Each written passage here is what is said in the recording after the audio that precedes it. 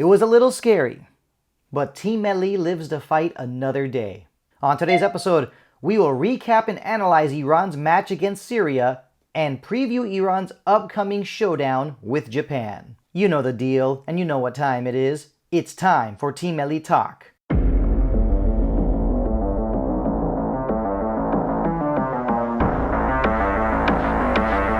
Nervous times because it is the knockout phase of the Asian Cup. Hey everyone, welcome back to Team Melli Talk. We know that everyone is excited for the Asian Cup, so this means you are excited to buy some Team Melli gear. Contact us on social media or send us an email, teammelitalk@gmail.com. We have green retro Iran shirts and Team Melli scarves. You know you want them. Now let's take a look at Iran's starting lineup against Syria. Once again, getting the start and goal, Ali Reza Behranvand. Now for the back line, Ehsan Hajsafi, Shoja Khalilzadeh, Ruzbe Cheshmi, Ramin Rezaian. Now for the midfielders, Mehdi Ghaedi, Saeed Ezatolahi, Saman Godus, Ali Reza Jahanbash.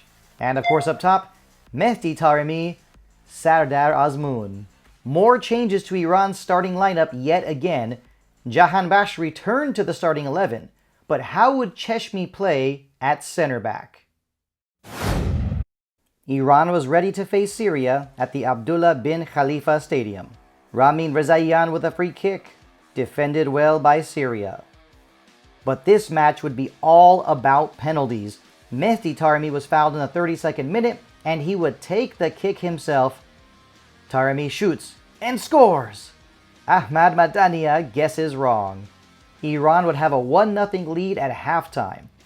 But early in the second half, VAR confirmed that Ali Reza Behranvand committed a foul against Pablo Sabag in the penalty area. Now it is Omar Khribin. He shoots and scores. Behranvand guesses wrong. We are tied 1-1. Late in stoppage time, Mehdi Taremi is whistled for a foul, but it was his second yellow card. Oh no, Taremi is sent off. Team Melli reduced to 10 men. The match went into extra time. Not many great scoring chances were created, so this meant we would get to experience the dreaded penalty shootout. Shooting first for Iran, Karim Ansari Fard puts his shot into the corner. Shooting first for Syria, Pablo Sabag, right down the middle, 1-1 after one round of kicks. Back to Iran, it's Ramin Rezaian. He shoots and scores. Madania goes the wrong way. Fahad Youssef to take Syria's next penalty. Saved by Ali Reza Behranvand. Iran with a 2-1 lead after 2 rounds of penalty kicks. Now the pressure is on Omid Ebrahimi. He shoots and scores. Iran leads 3-1 on penalties. Now Ayham Osu for Syria drills his penalty. Iran leads 3-2 after 3 rounds of kicks. Pressure once again, this time on Mehdi Torabi. Shoots and scores. Makes it look easy. Now it is Alaa Al-Dali. Blast it into the roof of the net. Syria stays alive. Iran leads 4-3 after 4 rounds of penalties. Next, the captain Ehsan Hajsafi. Can he win it for Iran? Yes, he does! Iran defeats Syria 5-3 on penalties and moves on to the quarterfinals. The win over Syria means that Iran will face Japan in the quarterfinals on February 3rd. To start this analysis, I need to be honest right from the start. The match against Syria wasn't horrible, but it wasn't a good performance from Team Melli. When we look at the statistics, we see that Iran had more possession, more total shots, and more shots on target. But more yellow cards were a huge problem against Syria. For this analysis, I am starting with winger Mehdi Ghaedi. Mehdi Ghaedi played well for Iran in the group phase, but against Syria, he held the ball too long and had a few giveaways. Next, let's talk about Ali Reza Jahanbash. Now, I don't want people to think that I am picking on Ali Reza Jahanbash, because I'm not. But he obviously played better than what we saw in the match against UAE. Against Syria, he was involved in some attacks, and he also took some shots from long range. but there definitely is still room for improvement. Next, I want to talk about the central midfielders against Syria. It seemed as if Saman Ghoddos was not as influential on the pitch. He wasn't bad with his positioning, and I don't recall seeing him give the ball away very much, but he wasn't the same Saman Ghoddos that we saw in the group phase against Palestine, Hong Kong, and the UAE. Saeed Ezzatullahi is one of those players who sometimes goes unnoticed by Iranian football fans.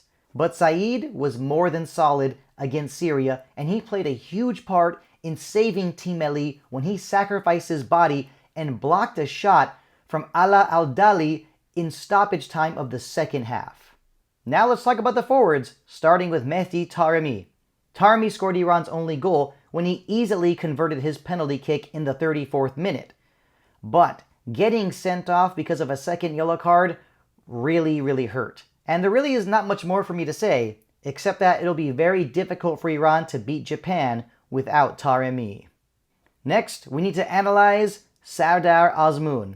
When Iran doesn't play well or create a lot of scoring chances, sometimes it becomes customary to criticize Sardar Azmoun.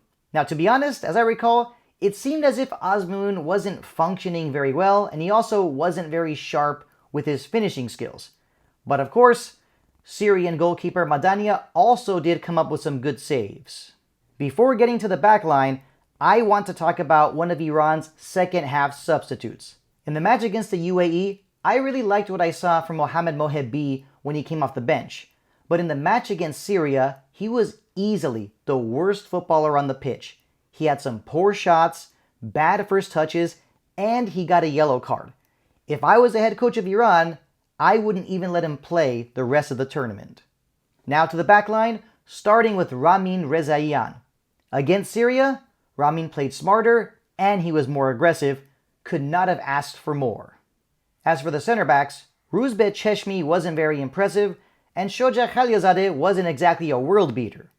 But Shoja was obviously the better center back because he fought hard, even when he was running out of strength late in extra time. I really appreciate his fighting spirit. Before I get to the man of the match, I need to give plenty of praise to another second half sub, Omid Ebrahimi. Omid Ebrahimi came on in the second half to replace Saman Ghoddos, and he did a good job by breaking up passes in the middle third of the pitch, and he was also good with his ball distribution skills. He also scored his penalty kick during the shootout, and he showed that he is still a good leader for Team Melli. The man of the match was obviously Ehsan Hajsafi because he played well while attacking, and he also did a good job when transitioning back on defense. And of course, he exercised a personal demon by scoring the winning penalty against Syria. Definitely some good things to say about Alireza Bayramvand. I had a good feeling that Iran would finally win a penalty shootout because of Alireza Bayramvand. Saving Fahad Yousaf's penalty was huge and made the difference. But Alireza Bayramvand's foul on Pablo Sabag in the second half was really unnecessary. And we can't forget that he looked shaky and unconfident late in the second half. I still think Alireza Bayramvand is Iran's best keeper, but he needs to play better if he wants to keep his job. Once again, it wasn't a pretty win, but it was a huge relief that Iran was able to defeat Syria in a penalty shootout. In fact, the last time Iran won a penalty shootout in an Asian Cup match was back in 1996. Japan, also known as Samurai Blue. Now, this is a team that Iran doesn't play very often, but there have been some famous clashes between these two giants of Asia. Let's take a look at the all-time history. 6 wins for Iran, 6 wins for Japan, and 6 draws. But a different story when it comes to the Asian Cup. 2 wins for Japan, 2 matches ended in a draw, and 0 wins for Iran. This is Japan's 10th consecutive appearance at the Asian Cup, 4-time champions, and finished in second place 4 years ago. The last meeting between these two teams took place in the semifinals of the 2019 Asian Cup in the UAE. It was not a good day for Iran, as Japan prevailed in a 3-0 victory. 2 goals were scored by Yuya Osako, the other was scored by Genki Haraguchi. Japan is coming off a 3-1 win over Bahrain in the second round.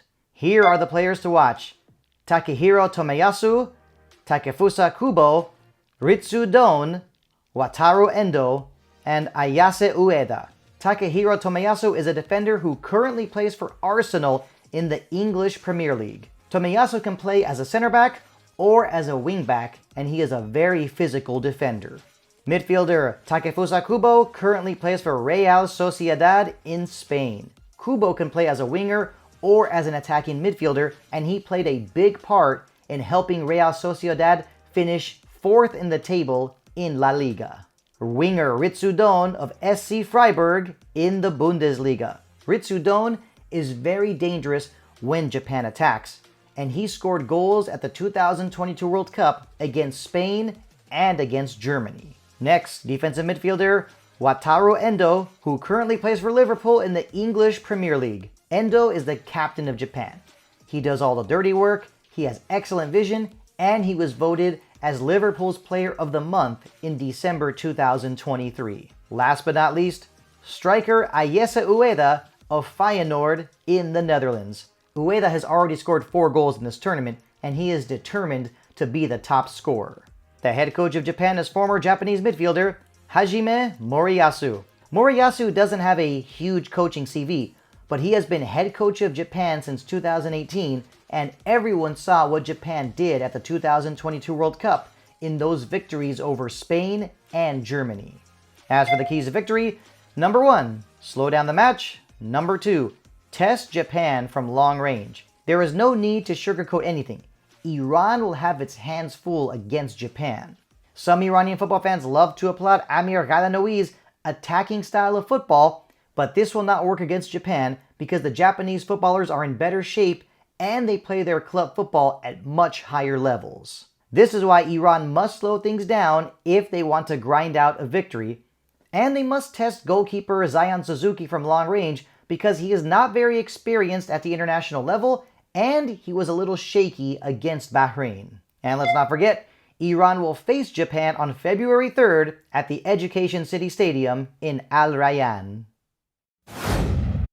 Now, to finish off this edition of Team Melli Talk, there is something important that I really would like to share, and that is Iran has never scored a goal against Japan at the Asian Cup.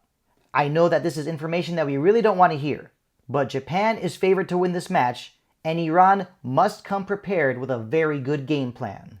I am not in the mood to keep on bashing head coach Amir Ghalanoi because beating a dead horse gets old. But Iran's center backs and Iran's defense in general must play better.